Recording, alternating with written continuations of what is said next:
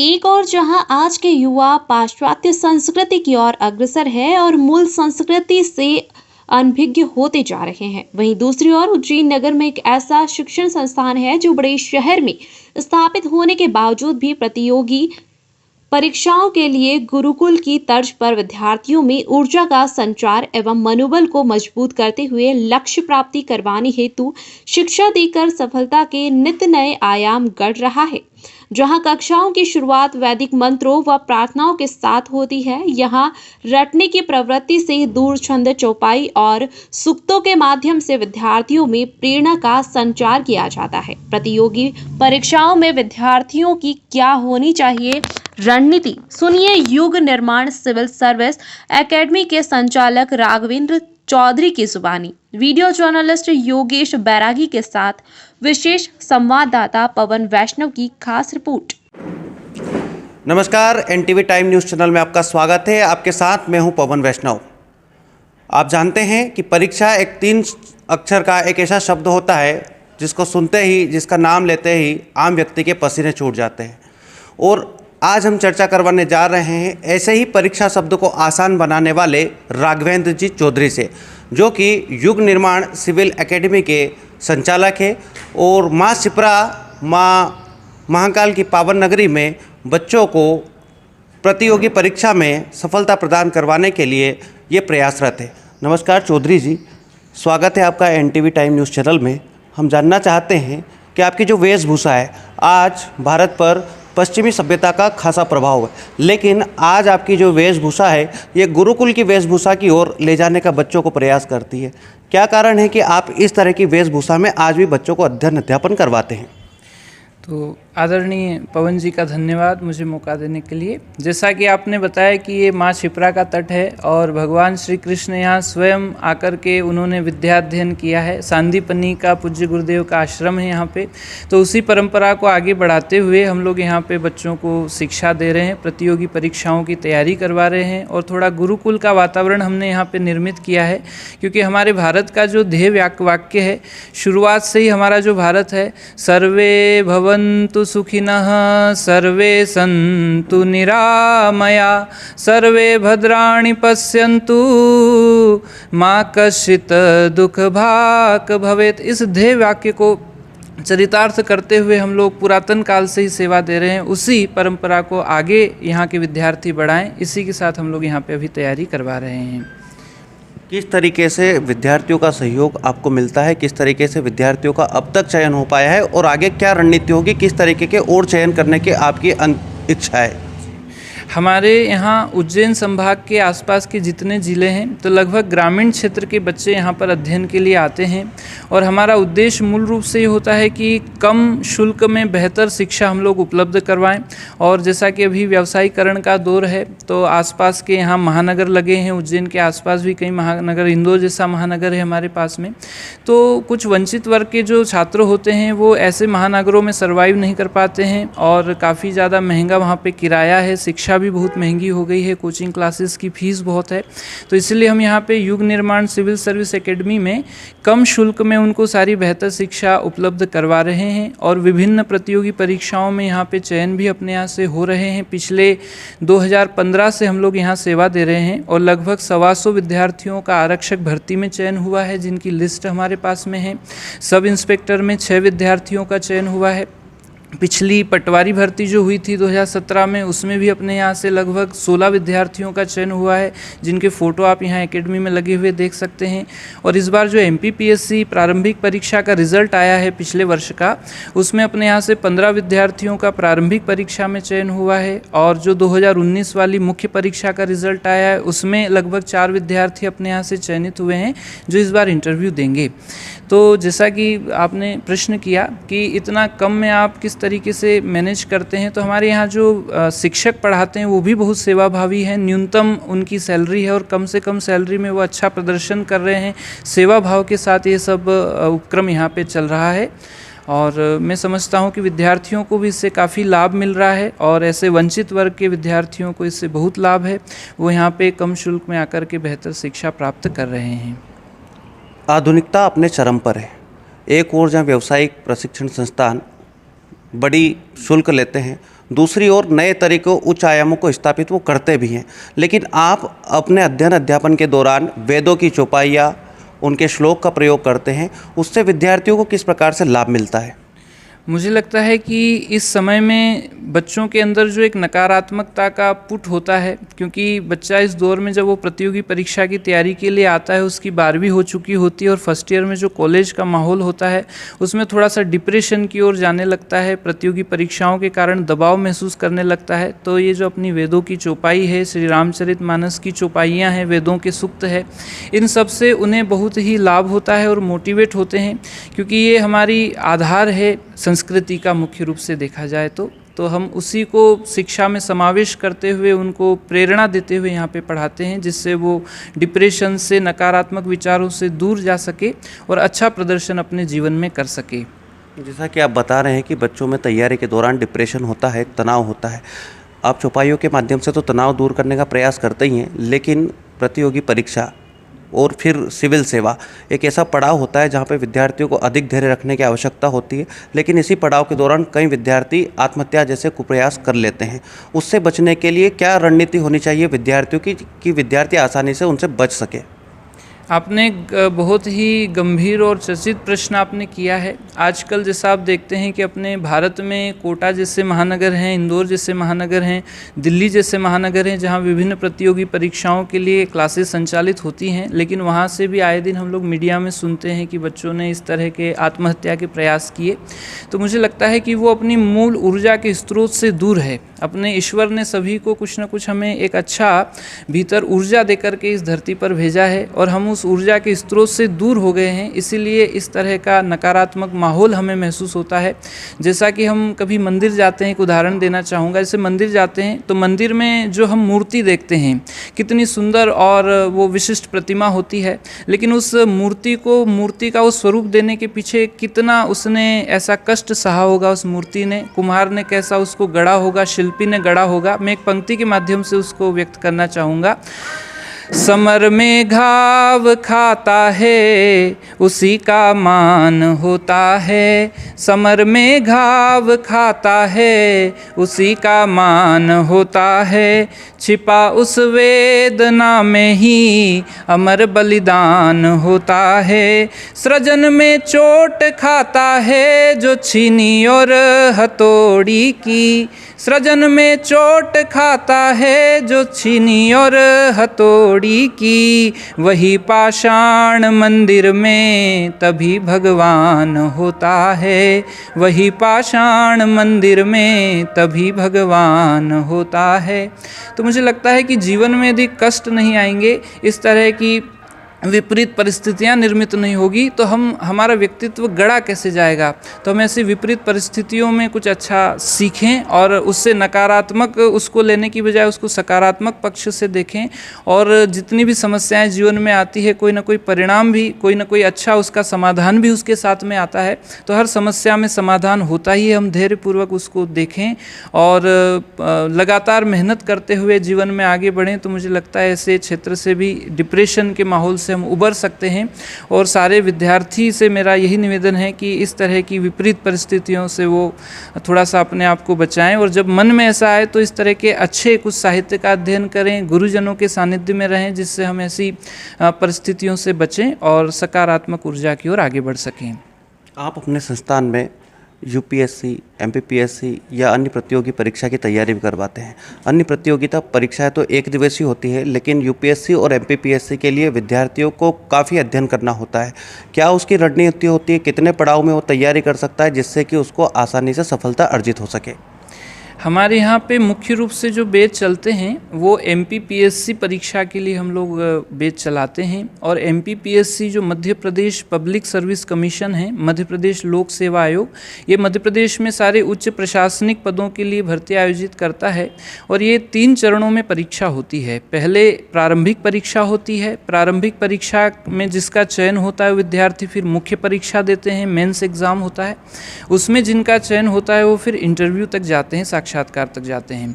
तो प्रारंभिक परीक्षा में इसमें 2 चरण में परीक्षा होती है। पहला सामान्य अध्ययन का पेपर होता है और दूसरा अभिरुचि परीक्षण का पेपर होता है, जिसे CSET कहते हैं। इसमें चयन के बाद में फिर मुख्य परीक्षा होती है, जो लगभग 6 विषय हैं, उसमें सारे 6 पेपर होते हैं। सामान्य अध्ययन के उसमें 4 पेपर हैं, फिर एक 5वां पेपर हिंदी व्याकरण का है, 6ठा पेपर आपका निबंध का है। तो मुझे लगता है काफ़ी एक लंबी प्रक्रिया है, जिसमें स्थिर हमारी बुद्धि रखने की आवश्यकता है और मन में स्थिरता और दृढ़ संकल्प के साथ हम इस परीक्षा को फेस कर सकते हैं, आगे बढ़ सकते हैं। और जो इस तरह की उच्च प्रशासनिक परीक्षाओं की तैयारी करता है, उनके लिए अन्य परीक्षाएं देना काफ़ी आसान हो जाता है, जैसे सब इंस्पेक्टर भर्ती है, पटवारी भर्ती है, SSC भर्ती है। क्योंकि मुझे लगता है सारी प्रतियोगी परीक्षाओं का जो आधार है वो जनरल स्टडी है, सामान्य अध्ययन विषय है। उसके साथ में थोड़ा सा हम लोग मैथ्स अच्छा तैयार कर लें, अपना रीजनिंग अच्छी तैयार कर लें, बेसिक अंग्रेजी ग्रामर हम लोग अच्छी कर लें, तो सारी प्रतियोगी परीक्षाओं में हम लोग बेहतर प्रदर्शन कर सकते हैं। जो विद्यार्थी आने वाले समय में प्रतियोगी परीक्षाओं की तैयारी कर रहे हैं, उनके जीवन में एक सकारात्मक संदेश जाए, उनके जीवन में सकारात्मक माहौल का निर्माण हो, उनको क्या संदेश देना चाहेंगे आप? तो आपका बहुत ही अच्छा प्रश्न है। विद्यार्थी जैसे अपने घर से बाहर निकलते हैं तो ज़्यादातर अपने आसपास, उज्जैन संभाग के आसपास देखा जाए तो ग्रामीण परिवेश है पूरा, और वो जैसे ही शहरी परिवेश में आते हैं, यहाँ एक प्रतियोगिता का माहौल उनको यहाँ पे मिलता है। तो मुझे लगता है कि एक स्कूल में हमने एक कविता बचपन में सुनी थी, कछुए और खरगोश की कहानी। जो धैर्य रखता है और लगातार सतत परिश्रम करता रहता है, तो उस तरह की यदि हम लोग रणनीति बना करके उसमें आगे चलें तो हम बेहतर प्रदर्शन कर सकते हैं। एक पंक्ति के माध्यम से मैं इसको कहना चाहूँगा। जीवन में कुछ करना है तो मन को मारे मत बैठो, आगे आगे बढ़ना है तो हिम्मत हारे मत बैठो। चलने वाला मंजिल पाता, बैठा पीछे रहता है, ठहरा पानी सड़ने लगता, बहता निर्मल रहता है। धरती चलती अंबर चलते, चांद रात भर चलता है, किरणों की सौगात बांटने सूरज रोज निकलता है। कोशिश जो करता है प्यारे, कोशिश जो करता है प्यारे, भाग्य उसी का बदलता है।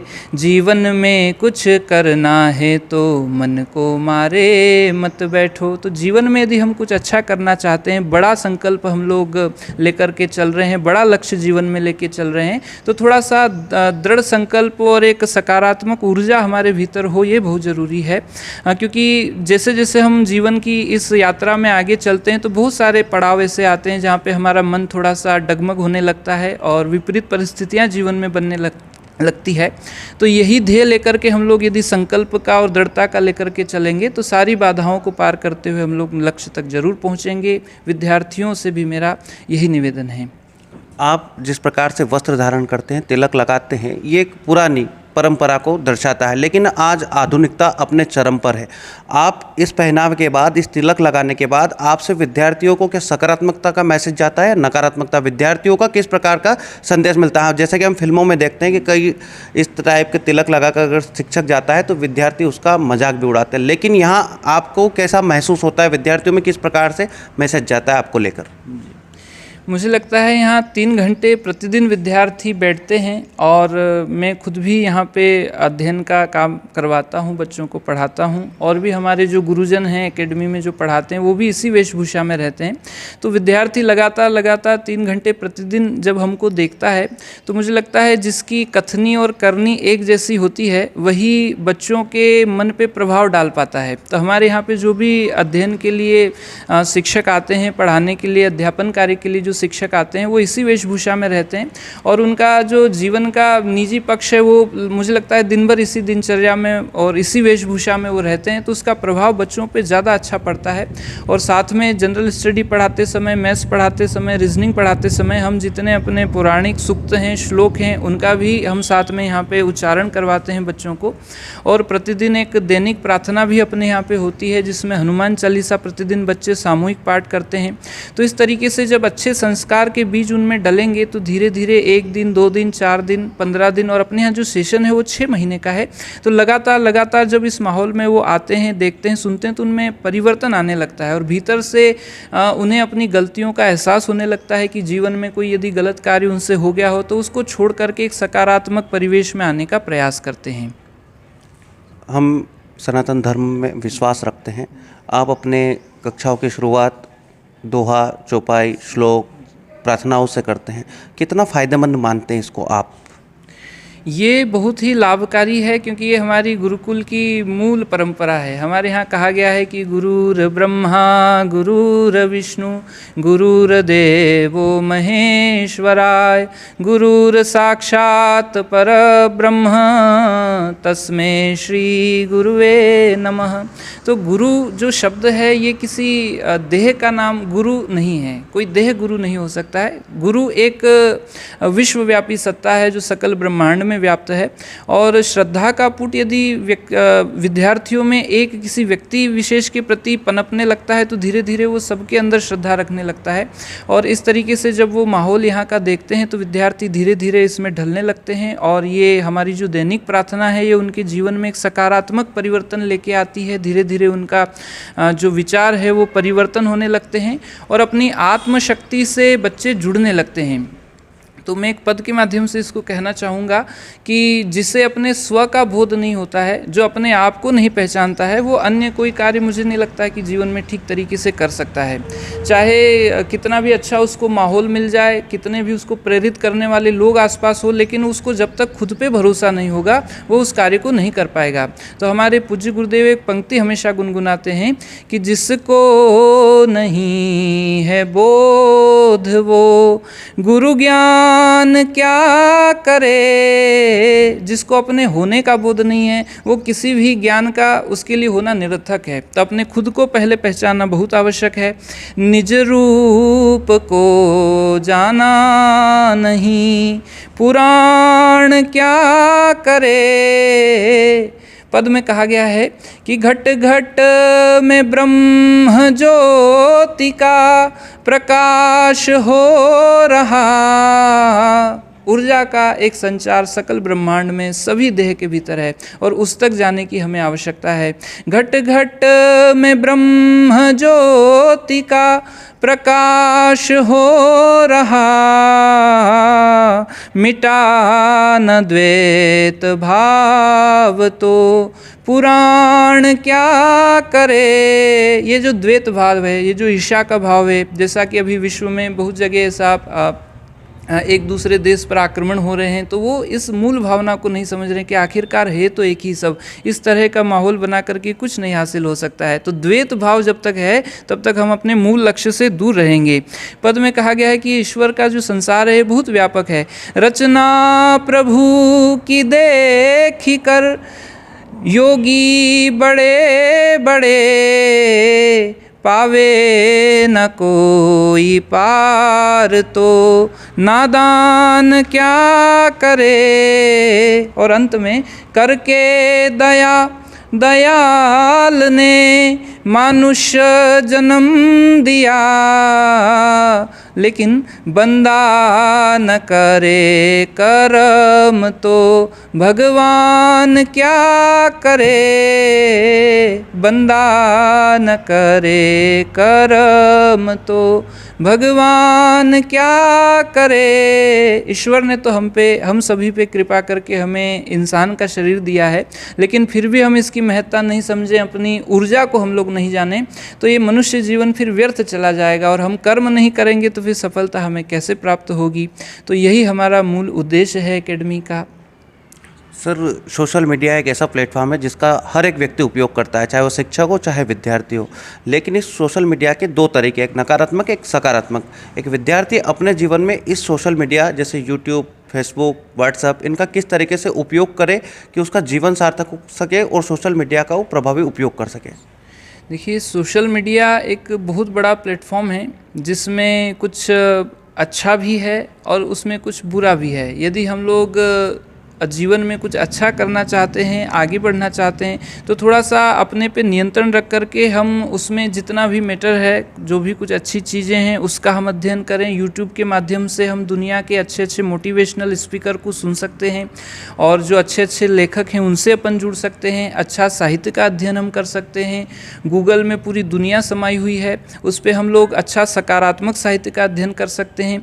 लेकिन इस दौरान जब विद्यार्थी आगे बढ़ता है, और अभी जैसा कि लॉकडाउन में ऑनलाइन जब ये पढ़ाई हो रही थी तो काफ़ी न्यूज़पेपर में प्रकाशित भी हुआ और रिपोर्ट भी आई कि बच्चों ने उसका नेट का दुरुपयोग किया, इंटरनेट का, और जो सुधार उनमें होना चाहिए था उससे विपरीत प्रभाव उनके ऊपर दिखा। तो ये अपने विवेक के ऊपर निर्भर करता है कि हम किस तरीके से उसका उपयोग कर रहे हैं।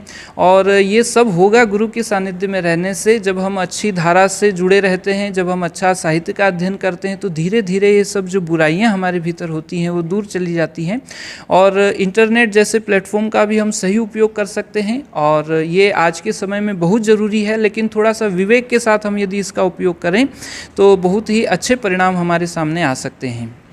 तो ये थे हमारे साथ युग निर्माण सिविल एकेडमी उज्जैन के संचालक राघवेंद्र चौधरी जी, जो बता रहे हैं कि किस प्रकार से एक विद्यार्थी अपने जीवन में धैर्य, संयम और विवेक रखकर प्रतियोगी परीक्षा में आसानी से सफलता अर्जित कर सकता है। कैमरा पर्सन योगेश बैरागी के साथ NTV टाइम के लिए पवन वैष्णव।